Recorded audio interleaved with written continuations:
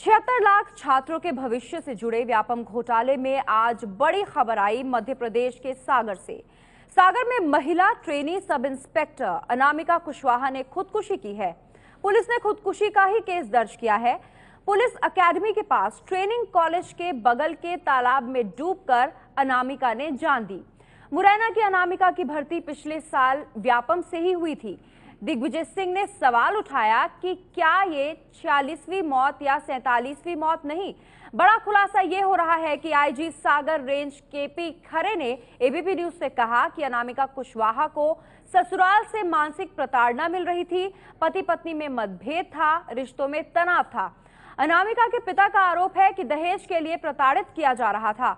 पति ने कल रात से अपना फोन बंद कर रखा था। आज सुबह 6:40 पर अनामिका तालाब में कूद गई और उन्होंने खुदकुशी कर ली। तो जहां एक तरफ ससुराल वाले प्रताड़ित करते थे, ये पुलिस कह रही है, वहीं दूसरी तरफ कांग्रेस इसे व्यापम घोटाले से जोड़कर देख रही है। एबीपी न्यूज संवाददाता ब्रिजेश राजपूत का रुख करते हैं। ब्रिजेश, इस मामले में अब तक क्या सामने आया है?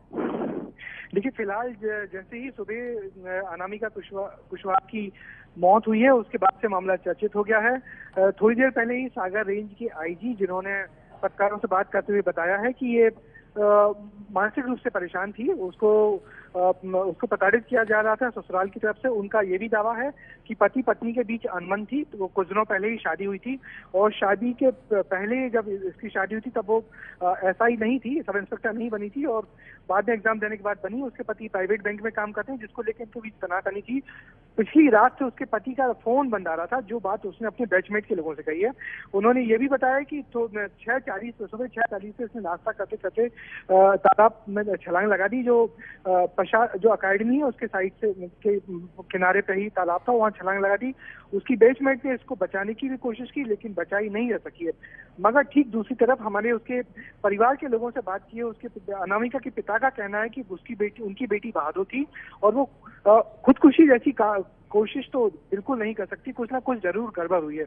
तो फिलहाल ये पूरा मामला अभी असमंजस में बना हुआ है कि पुलिस का दावा है कि खुदकुशी है। हालांकि पुलिस को कोई सुसाइड नोट अभी तक नहीं मिला है, मगर जो तथ्य है वो पुलिस का कहना है कि प्रताड़ित थी, इसलिए उसने खुदकुशी की है। मगर परिवार के लोग कुछ और बात कर रहे हैं। उनका कहना है कि खुदकुशी नहीं हो सकती क्योंकि वो बहुत बहादुर लड़की। जी ब्रिजेश, शुक्र है आपका इस जानकारी के लिए। तो अनामिका ने खुदकुशी की है, ये पुलिस का कहना है, लेकिन परिवार वाले कह रहे हैं कि कुछ और ही माजरा है।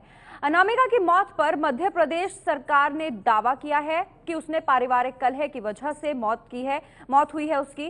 वो घोटाले की आरोपी भी नहीं थी, लेकिन कांग्रेस का दावा है कि अनामिका को लगातार धमकियां मिल रही थी। आज सुबह हमारी बिटिया अनामिका कुशवाहा, उसका जब मामला आया तो उसको भी सुबह से कांग्रेस के लोगों के द्वारा व्यापम से जोड़ने की कोशिश की गई, जबकि उसके फादर ने बातचीत के दरमियान स्पष्ट कहा कि उनका पारिवारिक कलह था, पारिवारिक जो उनका विवाद होता है उसके कारण से वो परेशान थी। और अभी ऐसा उसका सोसाइटियल नोट भी कोई नहीं मिला है जिसके आधार पर, और ये मैं कह सकता हूं पूरे विश्वास के साथ कि इसका भी व्यापम से न तो ये मुजरिम थी, न गवाह थी, न एक्यूज थी, कुछ नहीं था इसका व्यापम से लेना देना, लेकिन उसके बावजूद भी जोड़ने की कोशिश की जा रही है।